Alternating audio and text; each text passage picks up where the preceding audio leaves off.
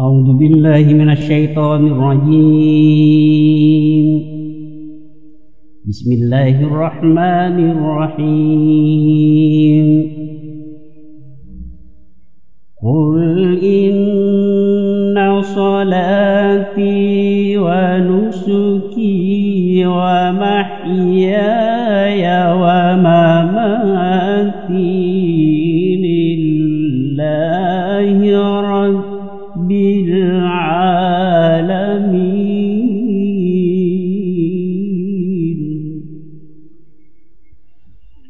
لا شريك له وبذلك أمرت وأنا أول المسلمين.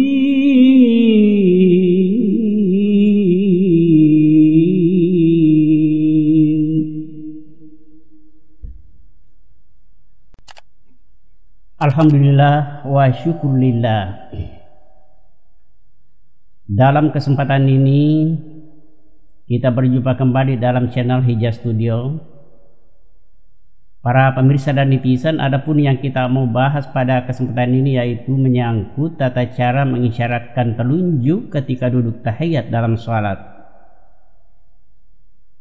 Kenapa hal ini perlu diangkat dalam tema kita sekarang? Karena saya melihat ada bermacam-macam cara yang dilakukan saudara-saudara kita ketika mengangkat telunjuk dalam tahiyat, ya, apabila dia melaksanakan sholat. Katakanlah misalnya ada orang yang mengangkat telunjuknya bersamaan pada saat mengucapkan asyhadu an la ilaha illallah, ya. Ada juga yang mengangkat telunjuknya memulai dari awal lalu menggerak-gerakkan ketika mengucapkan asyhadu an la ilaha illallah. Ada lagi juga yang hebat, ya, dia menggerakkan telunjuknya lalu menulis dengan telunjuknya lafaz Allah pada saat membaca lafzul jalalah illallah, ya.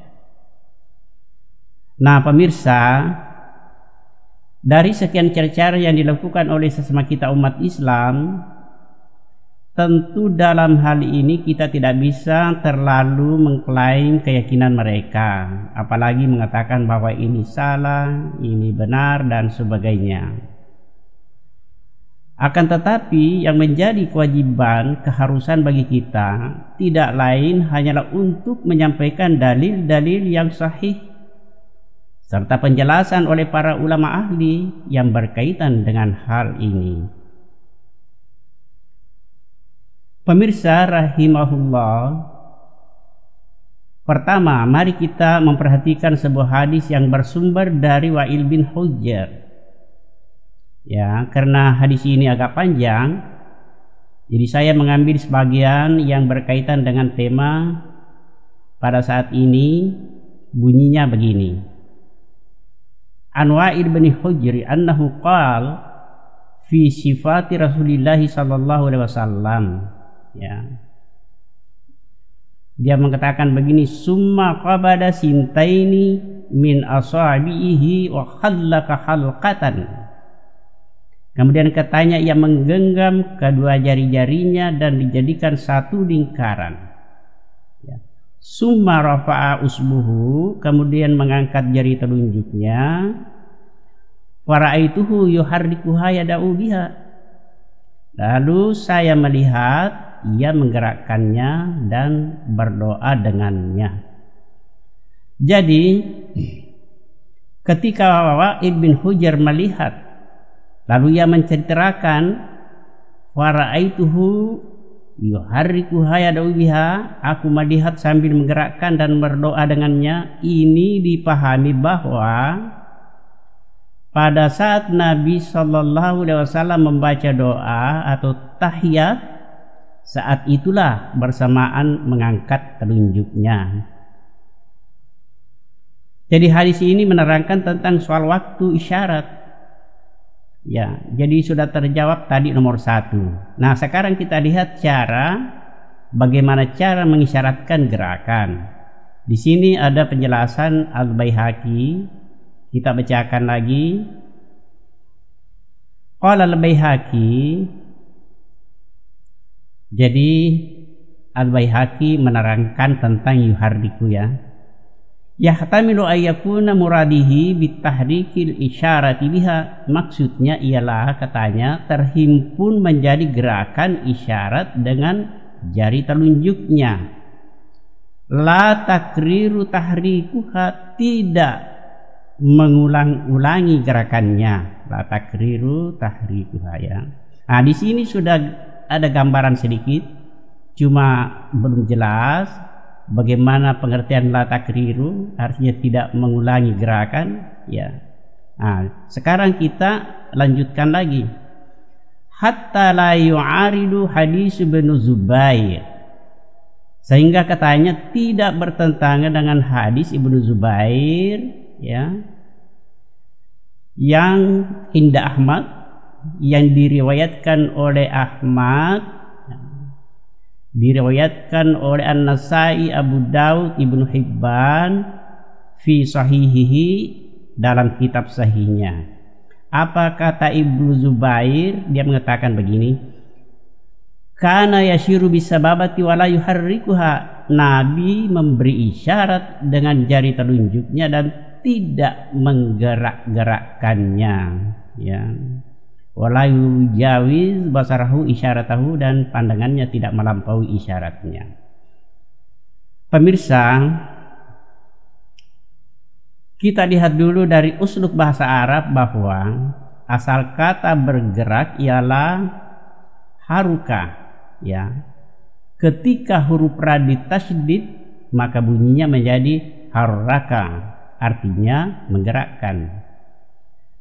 Nah, di dalam lafaz hadis Wa'il bin Hujr menggunakan fi'il mudhari menjadi yuharriku, berarti menggerakkan, bukan menggerak-gerakkan. Di sini sebenarnya terjadi ikhtilaf para ahli bahasa. Ya, jadi ia menjelaskan bahwa yuharriku artinya menggerakkan dan yuhariku menggerak-gerakkan. Di sini perbedaannya. Nah, itulah sebabnya Al-Baihaqi menjelaskan dalam hadisnya bahwa yuharriku artinya la takriru tahrikuha, artinya isyarat telunjuk tidak berulang-ulang gerakannya, dalam pengertian hanya satu kali bergerak. Nah, saya kira ini sudah jelas.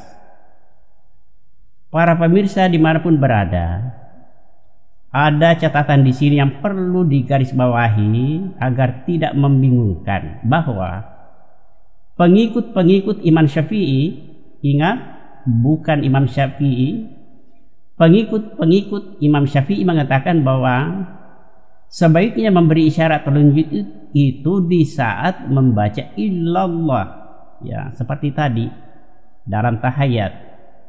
Ini sama tadi dengan pendapat nomor 1. Nah, kemudian datang Ibnu Ruslan memperkuat pendapat pengikut Syafi'i tadi, Imam Syafi'i ya, dengan komentarnya bahwa hikmah isyarat maksudnya menyatukan tauhid antara perkataan, perbuatan dan i'tikad.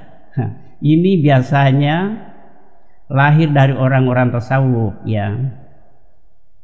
Paham ini tentu tidak perlu dibantah kan? Tetapi masalahnya Nabi tidak pernah menjelaskan hal-hal seperti itu.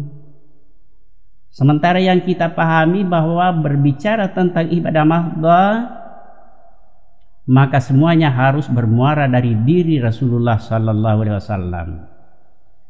Kesimpulannya, berdasarkan dalil dan kaidah dalam pembahasan kita tentang isyarat telunjuk ketika duduk tahiyat dalam salat, maka dapat disimpulkan bahwa 1.